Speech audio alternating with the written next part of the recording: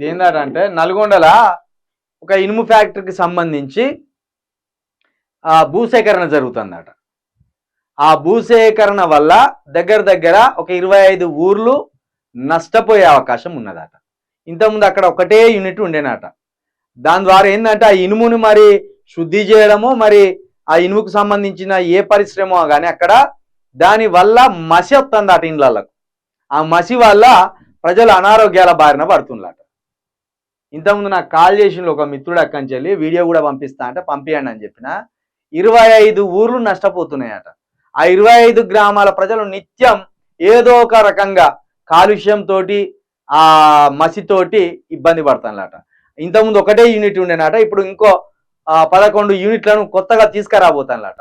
మరి ఇది గత ప్రభుత్వం ఆపిందట, అక్కడ ప్రజలకు ఇబ్బంది కలుగుతుందని. ఇప్పుడు దాన్ని రేవంత్ రెడ్డి మళ్ళా ముందటేసిందట. కాబట్టి నల్గొండ ప్రజలు మరి అది జర చూసుకోండి. మీకు ఇబ్బంది కలిగే ప్రయత్నానికి కాంగ్రెస్ ప్రభుత్వం పూనుకున్నది. ప్రజల ఆరోగ్యాలకు ఏమాత్రం హాని కలిగినా అవి వ్యర్థమైన ప్రాజెక్టులే.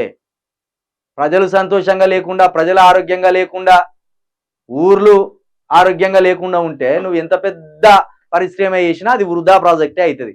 అడవులా కట్టవలసిన ఊర్లలో కట్టుడేంది? ఎక్కడనో 100 కిలోమీటర్ల దూరం ఉండాలి ఊరికి ఏ పరిశ్రమ కట్టినా. ఎందుకంటే వాటి నుండి వాయు కాలుష్యం జరుగుతుంది, వాటి నుండి నీటి కాలుష్యం జరుగుతుంది, రకరకాలే జరుగుతాయి. అవి విడిచిపెట్టి ఈ దేశం ఎందుకు కడతాను మీరు?